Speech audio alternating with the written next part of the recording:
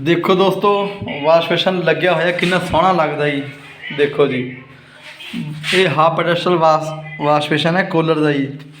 पर जो आप ये थले जाने थल्लों देखो जी वेस्ट पाइप देखो तुसी कारनामे देखो बंदियां दे लोकां दे। सानू कभी भी इस तरह नहीं करना चाहिए जी। जिथे अपने दोनों एंगल वाल आ गए हॉट गोल्ड वाटर उन्होंने सेंटर में रखना चाहिए वेस्ट पाइप अपना। तुसी भी अजिही गलती ना करो। सारे भरावां नूं बेनती है कि अजिही गलती कोई ना करया करो भाई। हमेशा 20 इंच के घट्टो घट्ट पॉइंट अपना आना चाहिए जी। 20 ਵੱਧ ਤੋਂ ਵੱਧ 21 हो जाए उस तो बाद ਤਾਂ जो कि अपना वेस्ट पाइप लुक जाए हाफ पेडस्टल ਦੇ ਵਿੱਚ।